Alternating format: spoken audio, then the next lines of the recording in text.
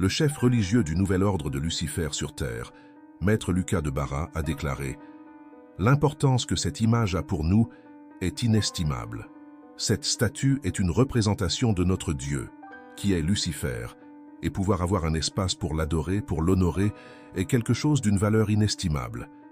Imaginez un monde où le sacré et le profane s'entremêlent, d'une manière qui remet en question notre compréhension du bien et du mal. » À Gravataí, une statue colossale de Lucifer s'élève, symbolisant une ère de ténèbres spirituelles qui a été prédite depuis des millénaires. Mais que se passerait-il si cette figure n'était pas seulement une statue, et si c'était un signe avant-coureur de quelque chose de beaucoup plus grand, quelque chose qui a été décrit dans le livre le plus ancien et le plus énigmatique de l'humanité. Restez jusqu'à la fin de la vidéo pour découvrir la face cachée de ce qui se passe aujourd'hui au Brésil. La bataille spirituelle a commencé et vous êtes sur le point de découvrir votre rôle dans ce grand drame cosmique. Une religion se faisant appeler le Nouvel Ordre de Lucifer sur Terre a construit un sanctuaire dédié à Lucifer à Gravataí, Rio Grande do Sul, dont l'inauguration a eu lieu le 13 août. Situé sur une propriété rurale de 5 hectares, le site abrite une statue de Lucifer de plus de 5 mètres de haut, sculptée dans le ciment. Selon les responsables, le but de ce nouveau temple est de fonder l'étude des entités démoniaques et de remettre en question les vues traditionnelles, en particulier celles promues par le christianisme. Imaginez la scène. Des profondeurs de la mer émerge une créature imposante, une bête à 7 têtes et 10 cornes, couronnée de diadèmes et marquée de noms de blasphème. Ainsi commence le verset 1 d'Apocalypse 13. « Et je vis une bête qui montait de la mer, ayant 7 têtes et 10 cornes, et sur ses cornes 10 diadèmes, et sur ses têtes un nom de blasphème. » Ce symbole puissant décrit par Jean n'est pas seulement une créature mythique, mais une représentation vivante et terrifiante de l'Antéchrist, qui émergera dans les derniers jours. Dans la théologie biblique et l'eschatologie, cette bête personnifie une puissance maléfique qui gouvernera les nations, un chef qui apportera le chaos et la désolation en défiant ouvertement le Dieu très haut. Les 7 têtes et les 10 cornes représentent l'alliance des nations et des dirigeants qui, en rébellion contre Dieu, uniront leurs forces sous le règne de l'Antéchrist. Chaque tête, couronnée d'un diadème, parle du pouvoir et de l'autorité que ces dirigeants exerceront, mais aussi des blasphèmes qu'ils proféreront contre le Créateur. La bête qui s'élève de la mer n'indique pas seulement le chaos et la confusion entre les nations, mais aussi l'émergence même du mal au milieu de l'humanité. Maintenant, prenez un moment et réfléchissez. Comment cela se rapporte-t-il aux événements d'aujourd'hui? La construction de la statue de Lucifer à Gravataí n'est pas seulement une œuvre de ciment et de pierre, mais peut être considérée comme un reflet du défi croissant à la souveraineté de Dieu, un signe avant-coureur de ce qui est à venir. Si la bête est destinée à émerger, quels signes devons-nous rechercher? La vision avance, révélant des détails encore plus troublants. Au verset 2 d'Apocalypse 13, Jean nous donne une description terrifiante de la bête. « Et la bête que je vis était comme un léopard, et ses pieds comme ceux d'un ours, et sa gueule comme celle d'un lion. Et le dragon lui donna sa puissance, et son trône, et une grande puissance. » Dans ce verset, la bête n'est pas seulement une entité singulière, mais un amalgame de férocité et de puissance, combinant les caractéristiques de 3 animaux redoutés dans le monde antique. Comme un léopard, elle est agile et mortelle. Comme un ours, il a la force brutale d'écraser ses ennemis, et comme un lion, sa voix fait peur, et sa domination est indiscutable. Ces symboles ne sont pas choisis au hasard, mais reflètent la nature multiforme et destructrice de l'Antéchrist à venir. Le plus alarmant, cependant, est la source de son pouvoir. Le dragon, identifié dans les chapitres précédents comme Satan, est celui qui accorde à la bête non seulement son autorité, mais aussi son trône et sa domination sur la terre. Ici, l'eschatologie biblique nous enseigne que la bête n'agit pas par elle-même, mais qu'elle est un instrument direct du mal, destiné à tromper et à subjuguer les nations. Le lien entre la bête et le dragon met en évidence le véritable ennemi spirituel derrière les événements mondiaux. Et puis nous revenons au présent. Que peut signifier la construction d'une statue de Lucifer, l'incarnation même du dragon à notre époque? Cet événement peut être vu comme un écho lointain, un reflet du transfert de pouvoir que la bête reçoit de Satan. Mais quelle sera la prochaine étape? Comment ce pouvoir sera-t-il exercé? La réponse réside dans ce qui vient ensuite, lorsque la bête se révèle encore plus. Aujourd'hui, nous sommes confrontés à une image puissante et inquiétante, et je vis une de ses têtes comme si elle était blessée à mort, et sa blessure mortelle fut guérie, et toute la terre s'émerveilla après la bête. Visualisez cette scène. L'une des têtes de la bête, une figure monstrueuse aux multiples facettes de pouvoir, est mortellement blessée. La gravité de cette blessure est si profonde qu'elle laisse présager une destruction finale. Cependant, ce qui s'ensuit est un phénomène étonnant. Cette blessure mortelle est guérie. L'apparente résurrection de la bête, une récupération qui défie la logique et la mortalité, provoque une vague d'émerveillement et de confusion à travers le pays. Dans l'eschatologie biblique, cette récupération ne doit pas être considérée comme un simple acte de restauration physique, mais comme un symbole de la résurrection de la puissance du mal. Il s'agit d'une stratégie de tromperie, destinée à impressionner et à séduire l'humanité, en démontrant une fausse invincibilité. Tout comme la statue de Lucifer à Gravataï peut séduire et égarer beaucoup de gens, l'Antéchrist utilisera sa guérison pour renforcer sa suprématie et son autorité apparente. Ce moment de résurrection est plus qu'un exploit d'illusion. C'est une épreuve monumentale pour la foi chrétienne.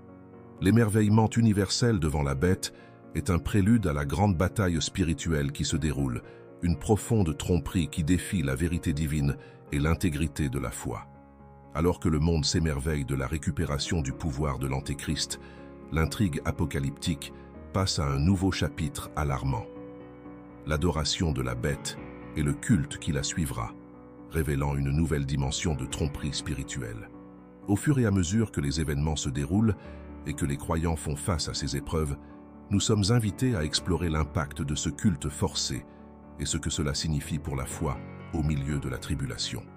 Dans Apocalypse 13, verset 4, nous sommes confrontés à une scène d'adoration profonde et d'idolâtrie. Et ils adorèrent le dragon qui donna à la bête sa puissance, et ils se prosternèrent devant la bête en disant « Qui est semblable à la bête? Qui peut le combattre ?» Ce verset révèle le point culminant de la séduction spirituelle et de la tromperie orchestrée par la bête, une figure apocalyptique qui se dresse comme une icône de pouvoir et de destruction. Imaginez la scène, des foules fascinées, les yeux écarquillés et les cœurs abandonnés, se prosternent devant la bête. Ce culte n'est pas seulement une expression d'admiration, mais un acte de culte explicite, une transgression spirituelle qui reflète le rejet pur et simple de Dieu. La bête, soutenue par la puissance du dragon, qui symbolise Satan lui-même, est l'incarnation de l'arrogance et de la tromperie. L'affirmation « Qui est comme la bête? Qui peut la combattre ?» fait écho à une question rhétorique qui exalte l'invincibilité de la figure maléfique. Ce culte, ainsi que la statue de Lucifer qui peut captiver l'imagination de beaucoup, est une représentation du culte de l'Antéchrist.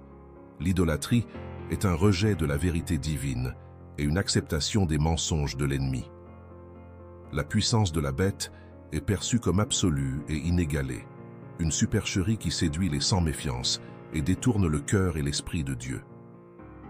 Ce phénomène du culte de l'Antéchrist sert d'avertissement solennel aux chrétiens. La bataille spirituelle imminente qui nous attend est plus qu'une métaphore. C'est une réalité qui défie la foi et la fidélité. Les tribulations et les tromperies qui imprègnent cette époque sont une préparation à la lutte à venir. Une lutte qui mettra à l'épreuve l'intégrité de la foi chrétienne et la capacité de discerner la vérité au milieu des ténèbres spirituelles croissantes. Alors que l'adoration de la bête et l'adoration de l'Antéchrist gagnent du terrain, le récit apocalyptique nous entraîne dans un nouveau chapitre, la manifestation des blasphèmes de la bête et l'impact de ce discours contre Dieu et les fidèles. Aujourd'hui, nous trouvons une image dramatique et troublante de la bête. Et une bouche lui fut donnée pour dire de grandes choses et des blasphèmes, et le pouvoir d'agir lui fut donné pendant 42 mois. Ce verset révèle la profondeur de la dépravation et de la tromperie associées à la bête, une entité apocalyptique qui s'élève avec une rhétorique venimeuse et une puissance écrasante.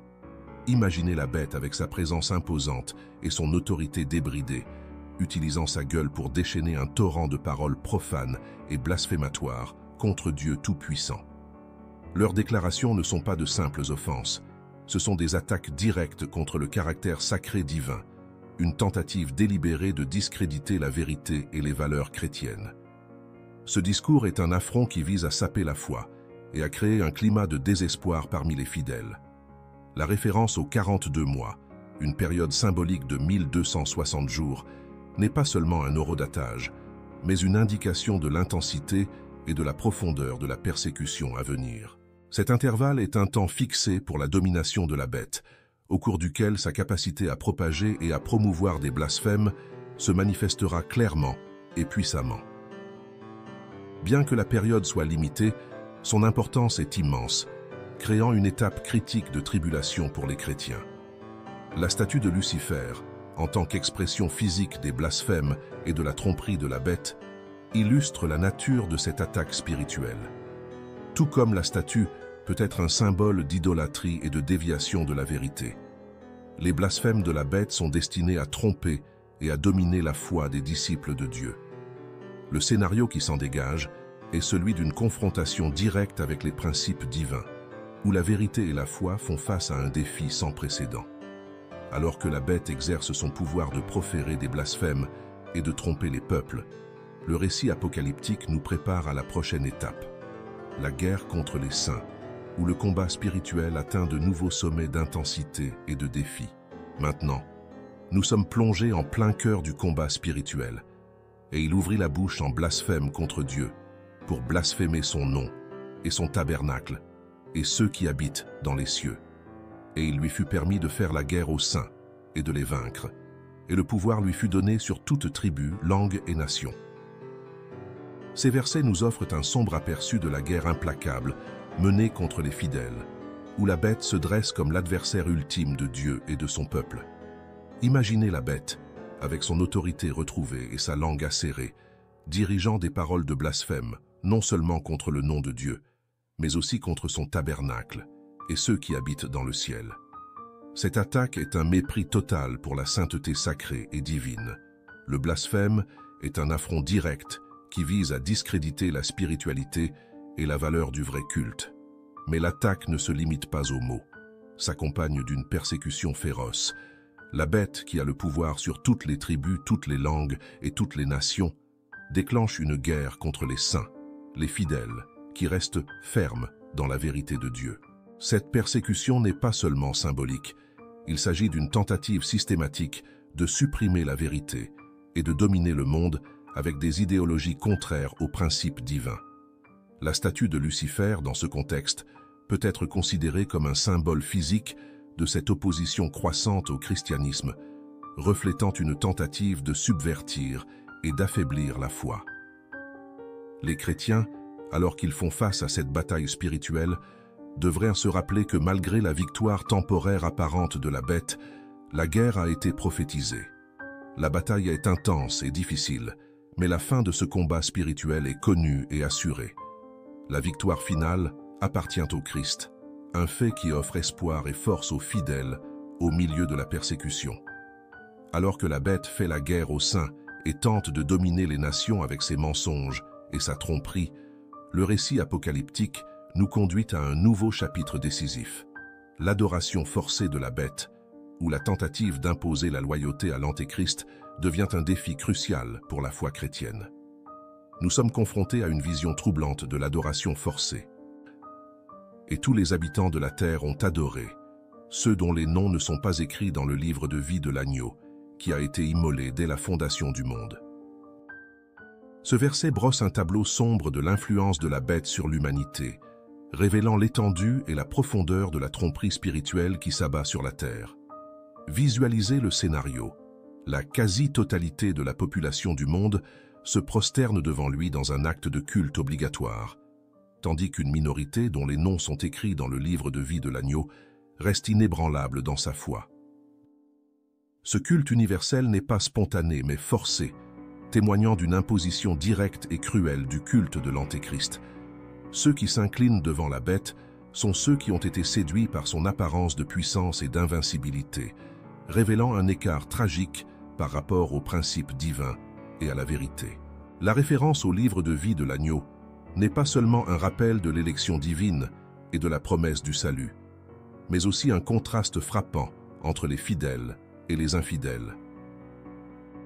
L'adoration de la bête est une marque de séparation spirituelle, une épreuve finale qui révèle qui est vraiment aligné avec la vérité de Dieu. La statue de Lucifer et d'autres formes modernes d'idolâtrie peuvent être considérées comme des figurations de ce culte forcé, signalant une déviation croissante de l'allégeance au vrai Dieu. Ce temps d'adoration universelle fait partie d'un plan divin plus vaste, un mécanisme pour séparer et purifier le peuple de Dieu en période de ténèbres spirituelles. La Bible nous met en garde contre la nature de ces temps difficiles et la nécessité de rester inébranlable dans la foi, même face à la pression et à la séduction qui entourent les fidèles.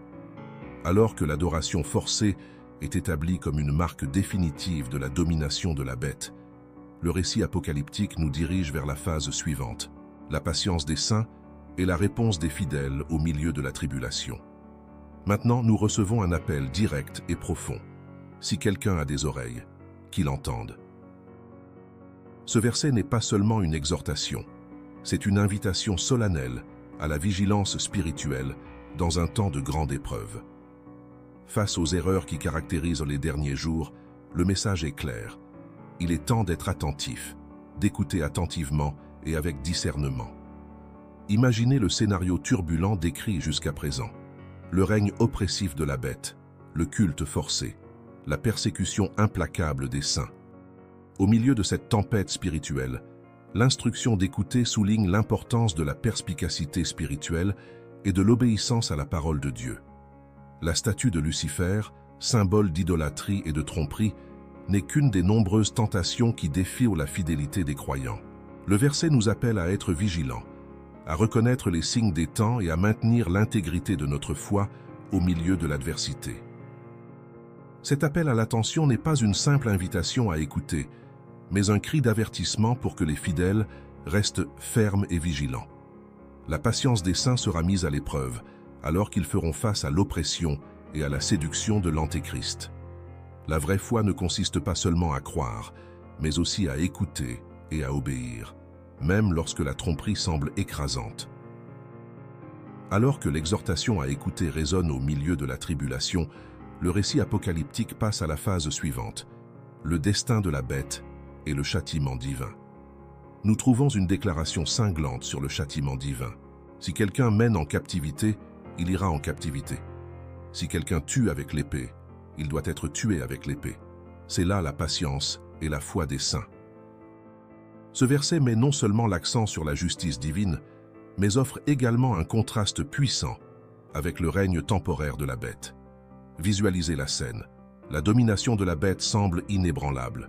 Leur oppression et leur injustice sont palpables et accablantes. Pourtant, au milieu de cette suprématie apparente, une promesse inébranlable de justice émerge. Le principe de « celui qui mène en captivité ira », et celui qui tue par l'épée sera mis à mort, est un reflet de la loi spirituelle qui régit l'univers. La justice de Dieu qui garantit que le mal ne restera pas impuni. La statue de Lucifer, symbole de la domination momentanée du mal et de l'idolâtrie, illustre le pouvoir trompeur de la bête, qui exerce son contrôle de manière tyrannique. Mais la vision biblique révèle que le pouvoir de la bête est limité et temporaire. Le cycle de violence et d'oppression qu'il impose sera interrompu par la justice ultime de Dieu. La victoire sur la bête et la restauration de l'ordre divin sont assurées. La référence à la patience et à la foi des saints est une invitation pour les croyants à tenir bon face aux adversités imposées par la bête. Ils sont appelés à maintenir leur confiance en Dieu. La résilience des fidèles est cruciale dans l'attente de l'accomplissement du châtiment divin. Alors que la promesse de justice se rapproche, le récit apocalyptique nous mène au chapitre suivant, la manifestation du nouvel ordre et la conclusion de la bataille finale entre le bien et le mal.